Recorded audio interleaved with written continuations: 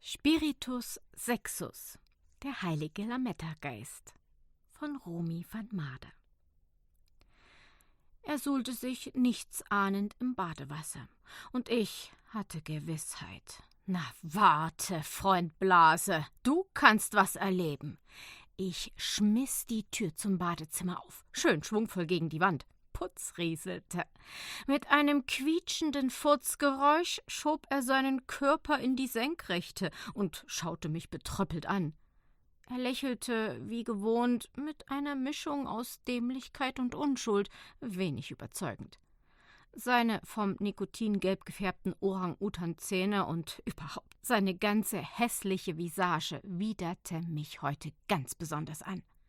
Ganz zu schweigen von seinem Oberkörper, der mittlerweile dem einer alten Schimpansendame glich. Ich liebe Tiere, doch ich möchte Ihnen den körperlichen Zustand meines vielleicht künftigen Ex-Mannes so bildhaft wie nur möglich beschreiben, da sich sein Inneres erschreckend hässlich nach außen gekehrt hatte.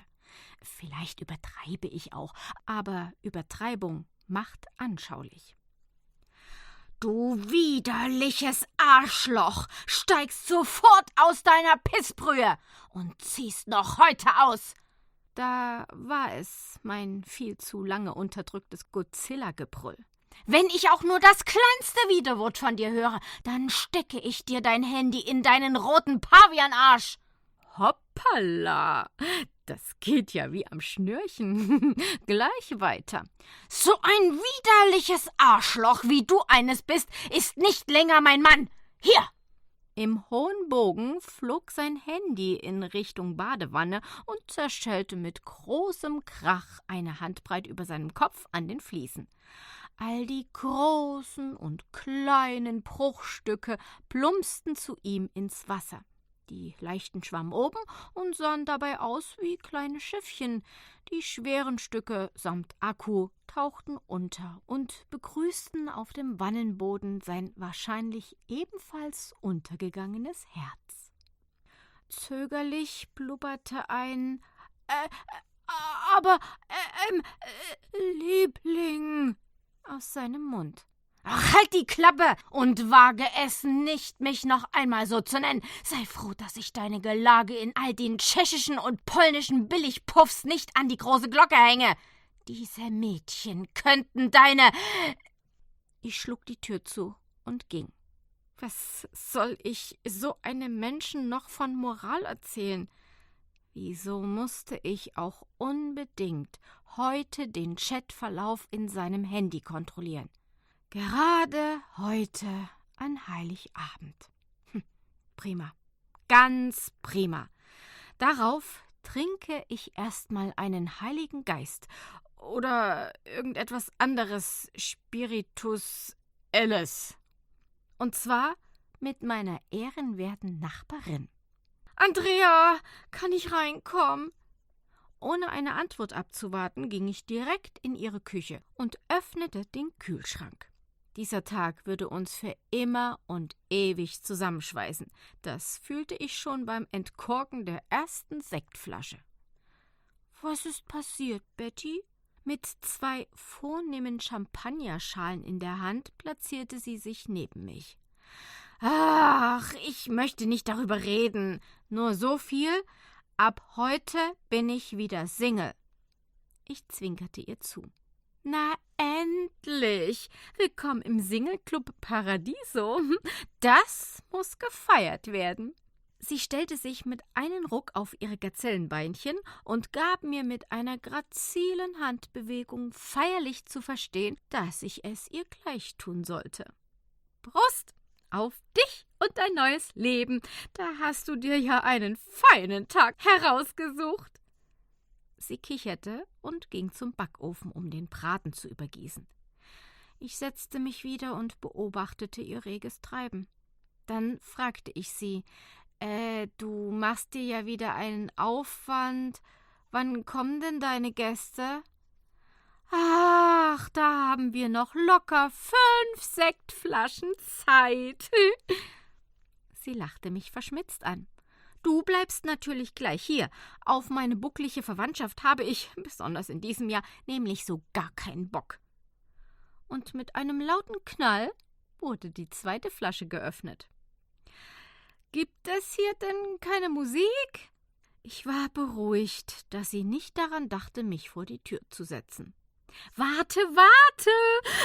Das haben wir gleich. Der Sekt knallt bei mir ganz schön rein.« Mit diesen Worten schwang sich Andrea zur Musikanlage. »Pass auf!« Sie erhob den Zeigefinger und dann schallte uns ABBA entgegen.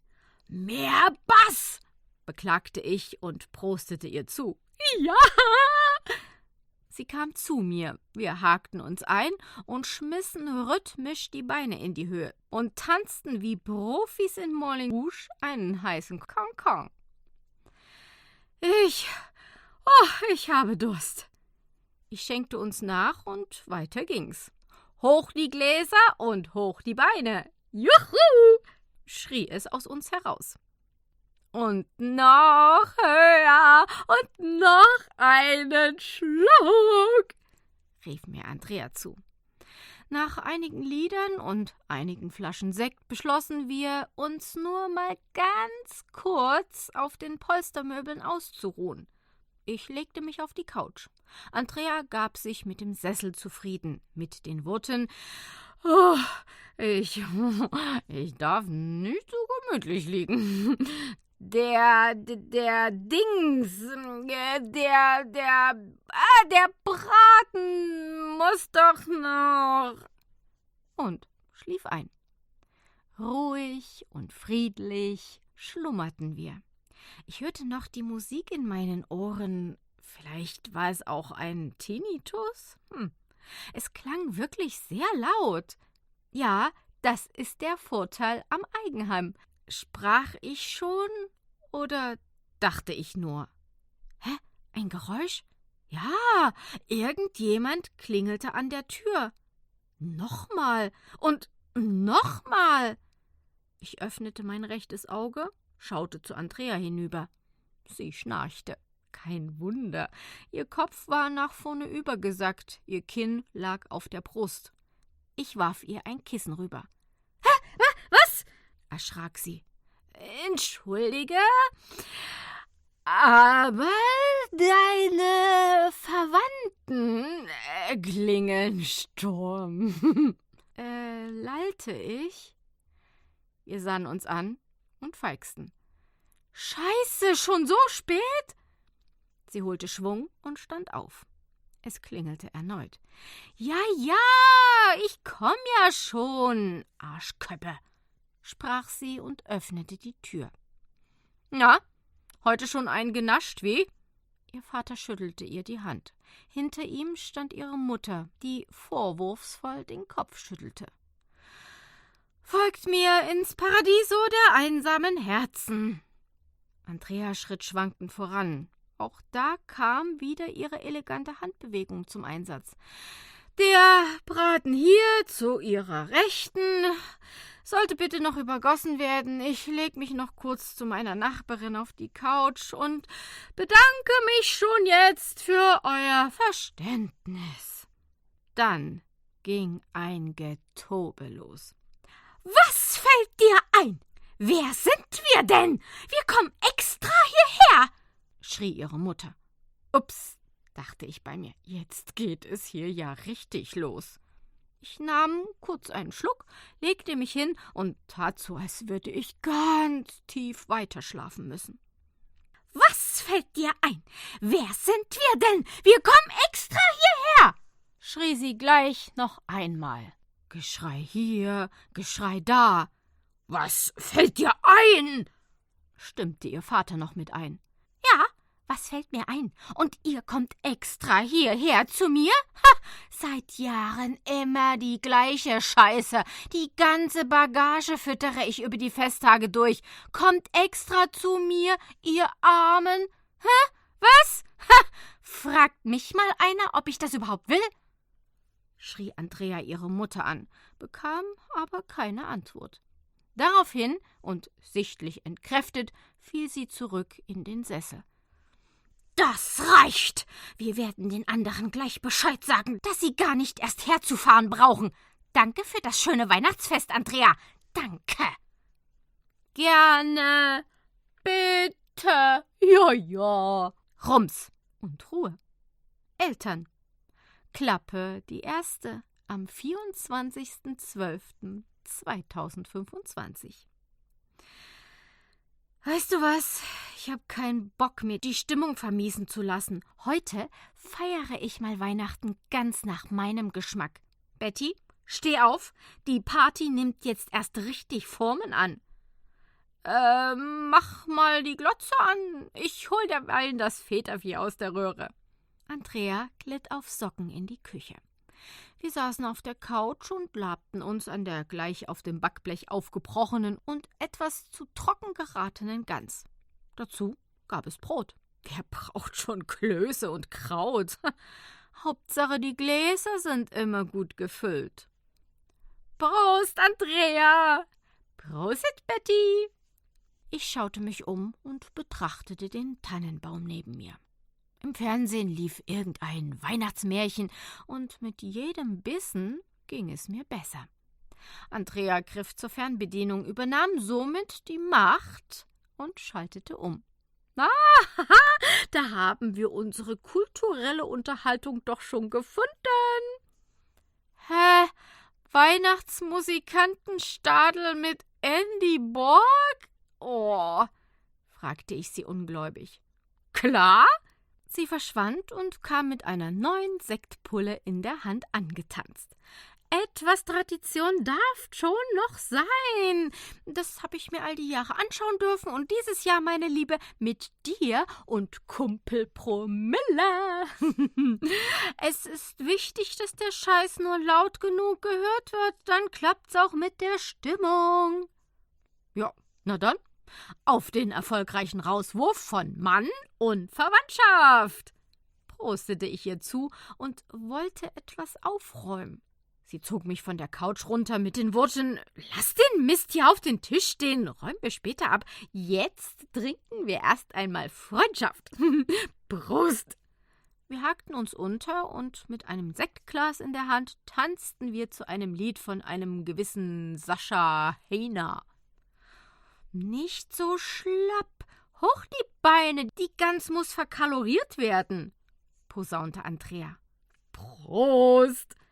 Ich stieß das Glas gegen das von Andrea, und als ich die Beine noch ein wenig höher warf, ging es nach hinten. Wir verloren das Gleichgewicht. Die eine zog die andere mit sich. Ich verfehlte den Tisch, touchierte aber den Weihnachtsbaum, der meinem Angriff tapfer standhielt. Dann kippte ich nach links weg. Andrea fiel einige Meter weiter gegen die Vitrine. Plauz!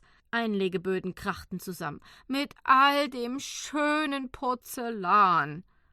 Wenige Sekunden später fiel der Baum dann doch noch, und inmitten der Scherben, umringt von Lametta, Kugeln und Tannengrün, saßen wir zwei Experten und schauten uns unschuldig an. Wenn der Baum nicht gewesen wäre, dann hätte ich mir den Kopf sauber eingehauen, lachte ich und grinste zu ihr hinüber. Wie siehst denn du aus? Lach noch mal, forderte sie mich auf.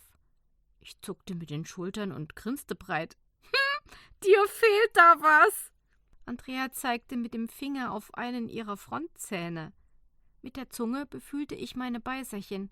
Oh, tatsächlich. Meine Stiftkrone hatte sich verabschiedet. Wann ist das denn passiert? Habe ich gar nicht gemerkt. Mir war so komisch. Du bist ne Perle. Das wird während unserer Showeinlage passiert sein. Liegt hier bestimmt noch irgendwo rum. Müssen wir mal richtig gucken. Wenn wir das Ding wiederfinden, dann können wir es dir sauber wieder einkleben. Eine Art Feiertagsprovisorium.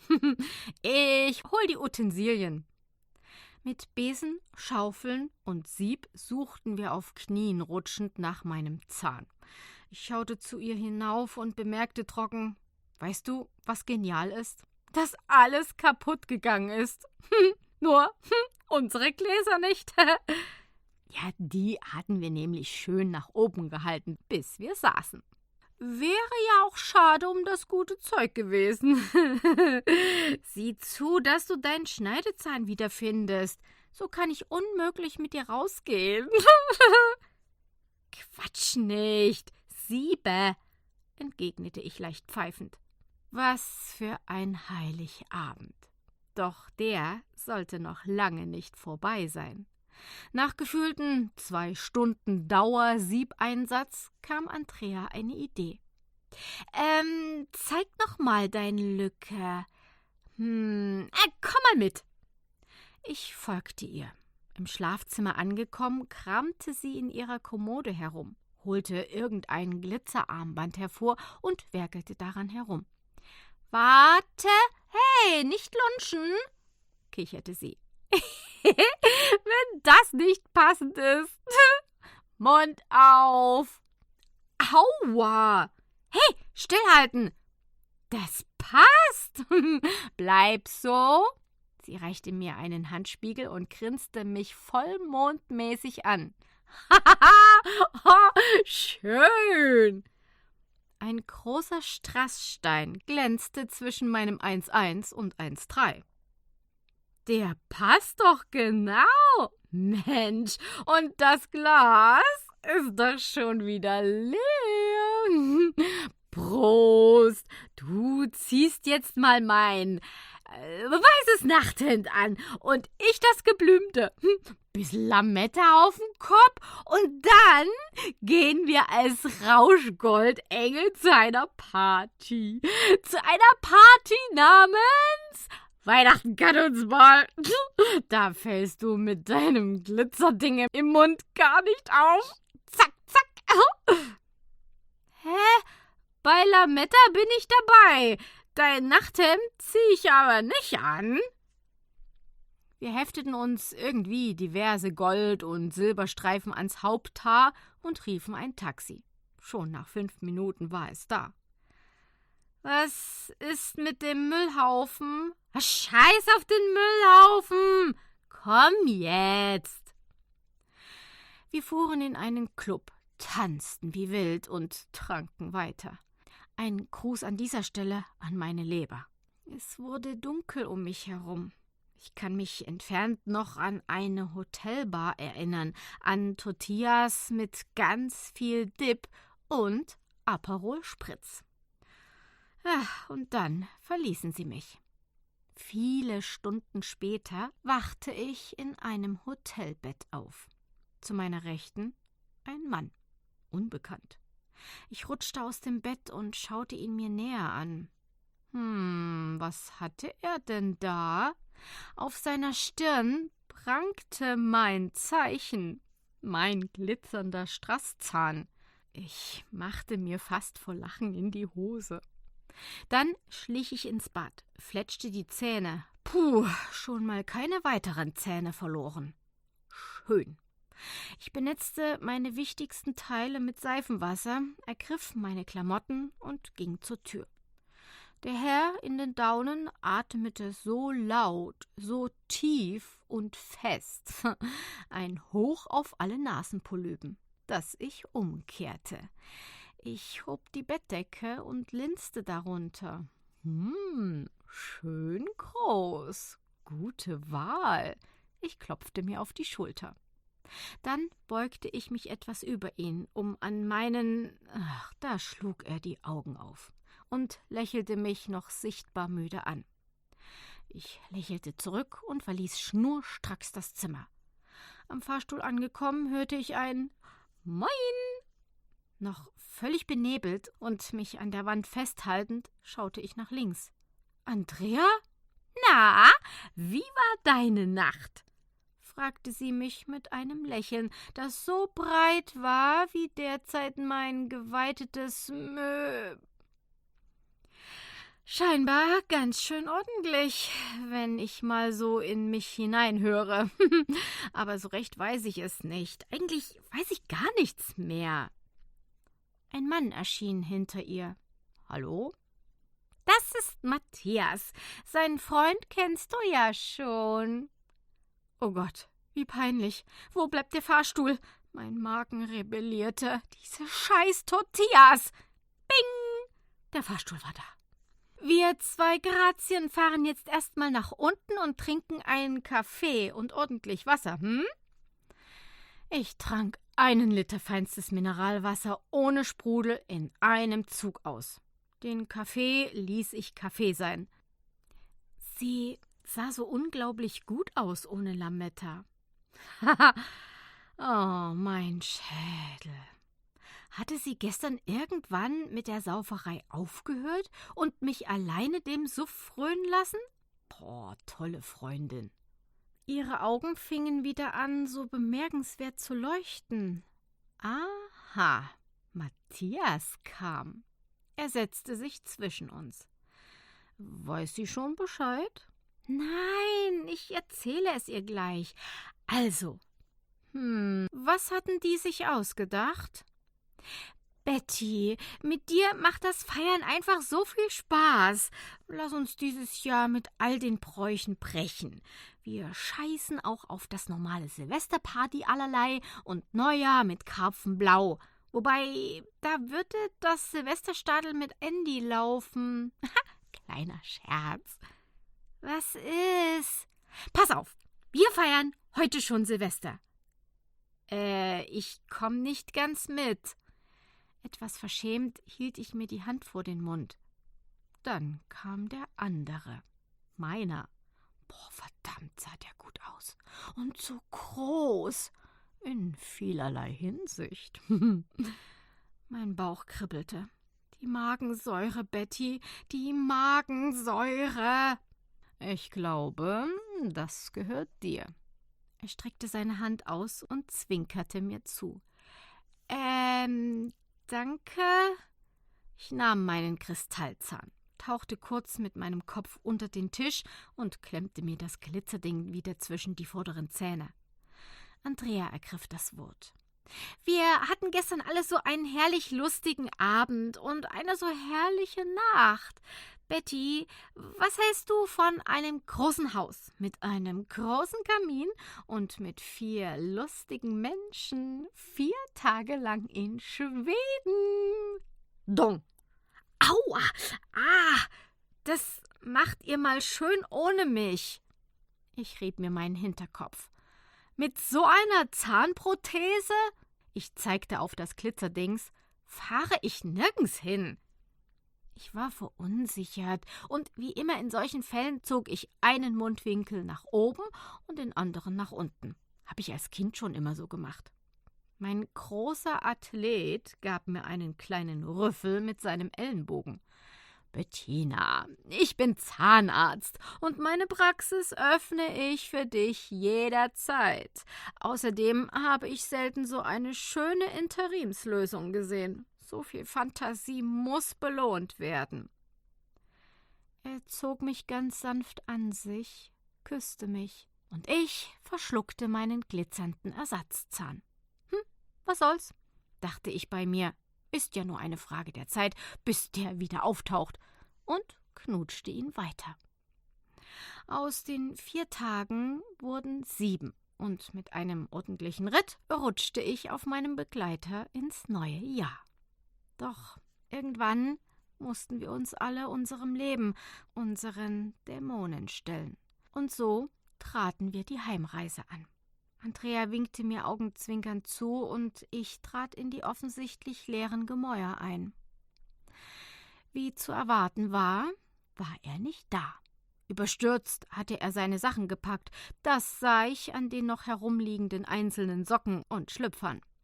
Hatte er solche Angst vor mir? Oder war dies ein letzter gemeiner Abschiedsgruß an mich?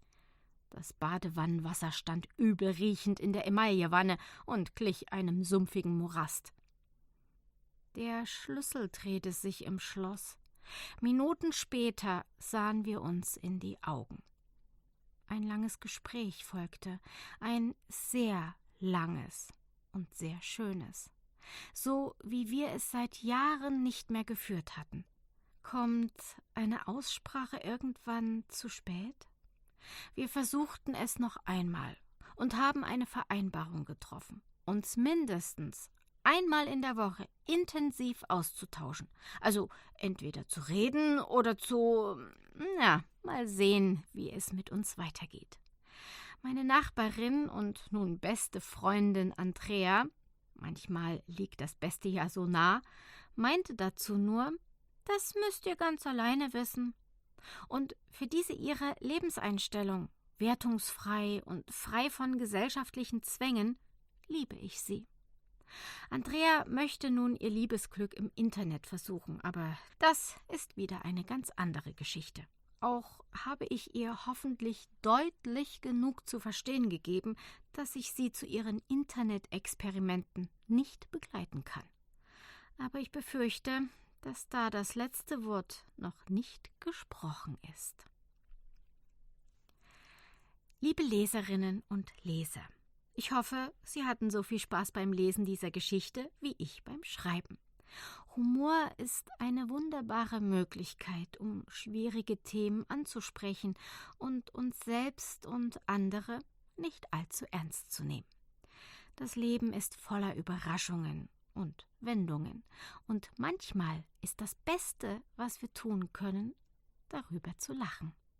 Ihre Romy van Mader. Spiritus Sexus, der heilige Lametta-Geist. Geschrieben von Romy van Mader, gelesen von Anja Klukas.